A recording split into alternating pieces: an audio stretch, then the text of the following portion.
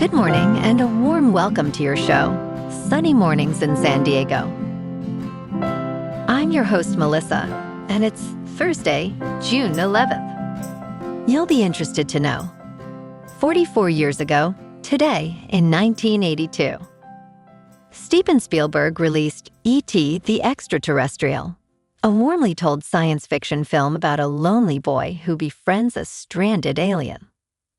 The film's emotional storytelling and imaginative design transformed family entertainment and inspired filmmakers to blend wonder with heartfelt character moments.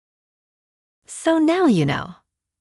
And now, it's time for the Surf Report. Thursday at Tourmaline. This morning it's looking fair with waves around 4 to 6 feet. Conditions will drop to 3 to 5 feet by noon, with a slight improvement in the afternoon. Winds are currently sideshore at 5 to 6 miles per hour, shifting to onshore at 8 to 9 miles per hour later in the day. Best time to ride is at 6 a.m., with the 3-foot incoming high tide, when the southwest swell is 3 feet at 16 seconds, and the sideshore wind is 6 miles per hour. The first high tide on Thursday will be 3 feet at 7:15 a.m., followed by a 1.5-foot low tide just before noon. The nearshore buoy at Mission Bay West reads 69 degrees for the water temperature. Friday offers clean conditions with waves around 3 to 4 feet early, but choppy conditions develop by midday. Saturday sees a slight decrease in size to 2 to 3 plus feet, with choppy surf persisting as winds pick up. Sunday brings a steady swell of 3 to 5 feet, maintaining fair conditions, making it the most favorable day of the period. This morning, it's mostly cloudy and it feels like 68 degrees with no wind. The sunset will take place at 8, and it will rise again tomorrow at 5:40. It looks like we're in for some mostly sunny weather today, with a high near 74 and a light southwest breeze, around 8 miles per hour. If you're inland, it will hit a high of 75. Tonight, expect partly cloudy skies with a low around 62 and a calm northwest wind, around 4 miles per hour. Looking ahead in the weather, Friday through Monday will be mostly sunny with highs in the mid-70s and mild nights in the mid-60s. Skies turn partly cloudy each night with lows near 65, except for Monday night near 64. Bonjour, food enthusiasts. This podcast is brought to you by Versailles Cafe and Pastries in Encinitas. Nestled on El Camino Real South, just north of Encinitas Boulevard, this cafe is a haven for culinary delights.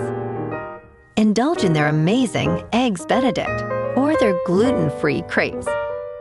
You can grab a panini for lunch or just breeze on through to get your morning coffee.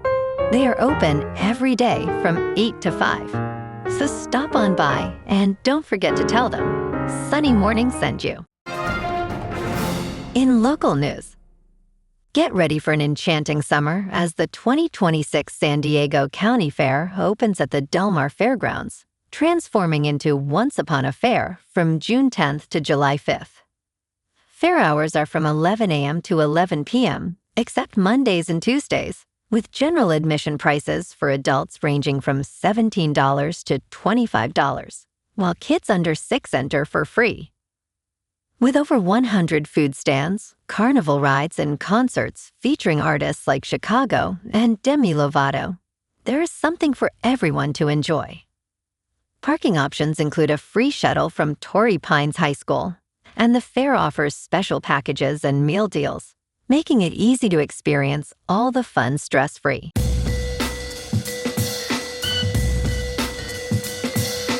Now on to sports. There is a decent chance the number 29 is going to be a featured player in some tattoos for New York Knicks fans after Wednesday. That was the number their team had to overcome in Game 4 against the San Antonio Spurs. The Spurs took an 81-52 lead against the Knicks. Instead of the series being tied 2-2, the Knicks hold a 3-1 lead. The number 14 represents the first half three-pointers the Spurs scored, the most in finals history. The Knicks are now 5-3 when trailing by at least 20 points in the last two postseasons.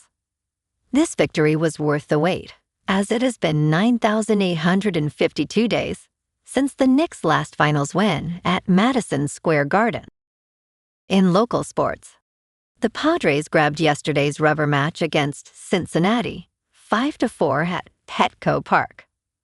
Fernando Tatis Jr. went deep with 2 hits and 2 RBIs, while Jackson Merrill and Will Wagner each added a pair.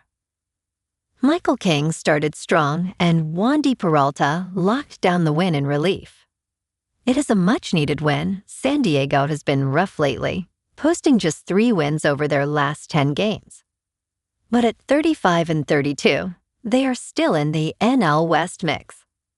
Now they head east for a 3-game series opener tomorrow at Camden Yards. Griffin Canning takes the ball against Baltimore's Shane Baz at 4:05. The Orioles are competitive in the AL East, so this is a tough road test. The Padres will be without some key contributors due to injuries, but yesterday showed they can still produce runs when it matters.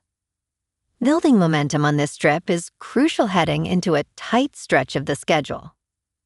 Over at San Diego State, the basketball program took a hit with transfer guard Nick Anderson out for the season with a knee injury. Anderson was supposed to be the Aztecs' biggest offensive weapon after averaging 15.5 points at Rice. But Coach Brian Dutcher quickly addressed it, grabbing Oregon State wing Isaiah Sy from the portal. The Aztecs are also counting on returning players like Elsie Harrington and Latrell Davis as they prepare for their first year in the Pac-12. In top news, NASA's Artemis 3 mission, launching next year, will not include any women, a decision that has sparked considerable controversy. Alexandra Doten, a space influencer, stated that having not a single woman flying on Artemis II is an insane choice. NASA Administrator Jared Isaacman addressed the criticism, noting reactions of disappointment and outrage. He explained that some astronauts may have been excluded due to other commitments or suitability for future missions. The selected crew includes NASA astronauts Randy Bresnik, Frank Rubio, and Andre Douglas, along with European Space Agency astronaut Luca Parmitano. Their mission aims to test moon landers for Artemis IV in 2028, with plans to land the first woman and person of color on the moon. Isaacman emphasized that crew selection is not influenced by political appointees, and that the agency has 15 active female astronauts.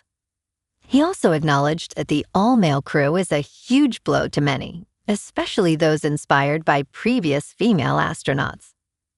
Resnick will lead the mission as commander, with Parmitano as pilot and Douglas and Rubio as mission specialists. In business news, when a World Cup team loses, its country's stock market also goes down. Here's the weird reason why. Soccer's premier tournament brings a hidden danger to your investment portfolio. The World Cup begins this week, and investors would do well to watch the event from the stock market sidelines. Why should investors care about soccer's premier tournament? Because historically, stocks do poorly during the World Cup, particularly during the elimination or knockout stage. During that stage of the World Cup in 2022, the Standard & Poor's 500 lost 5.4%. The global stock market lost 4.6%, as judged by the Vanguard Total World Stock Exchange Traded Fund. Crucially, these losses were registered during a strong bull market, according to the calendar maintained by Ned Davis Research. In crypto movement, Bitcoin is up 2% to about $63,000. Ethereum is up 1% to about $1,600. And XRP is down 1% to $1.12. Moving on to a more local vibe. In our community spotlight on health and wellness, we are working with a national Pilates studio to bring you some free classes, so listen up. Check out Club Pilates, with several locations in the San Diego area. Pilates presents a comprehensive wellness approach, cultivating strength, reducing tension, and elevating mental well-being. Scientific research affirms its benefits. So now you can check out Club Pilates for a free class, with locations in Encinitas, Solana Beach, Oceanside, La Jolla, and more. Just be sure to tell them Sunny Morning sent you by. And now, back to the show. Let's talk tech. A recent public letter from Xbox's CDO, Asha Sharma, reveals that current profit margins cannot continue. As the Summer Game Fest wraps up, the gaming industry reflects on both thrilling highs and deeply depressing lows, including layoffs and studio closures. The memo highlights that excluding Activision Blizzard King, Xbox has spent over $20 billion in 5 years, yet revenue has declined nearly $500 million. The executives admit they are overextended with their studio acquisitions and face intense competition for player attention. While layoffs are not explicitly mentioned, reports suggest substantial cuts may occur in July. And in entertainment news, the House of the Dragon preview had the audience at the Taormina Film Festival squealing, cheering, and gasping in their seats. On Wednesday night, cast members Steve Toussaint, Tom Glynn-Carney, Harry Collette, Bethany Antonia, and Phoebe Campbell filled the ancient Greek amphitheater, which holds 5,000 people. Creator Ryan Condal sent a video message calling the location perfect for the screening. Season 3 continues the bloody conflict between the House of Targaryen factions, as Aegon II flees and Rhaenyra plots for the crown. Fans responded enthusiastically to the episode, with cheers and gasps throughout. Well, alrighty folks, it's time for the quote of the day. And today, our quote comes from the American author and motivational speaker, Earl Nightingale. And he said, "All you need is the plan, the roadmap, and the courage to press on to your destination." And that's a wrap for this morning. You can check out our Instagram, YouTube, and TikTok for some captivating aerial videos with local news and the surf reports. Have an amazing day, my good friends. We'll see you tomorrow with another episode of Sunny Mornings in San Diego.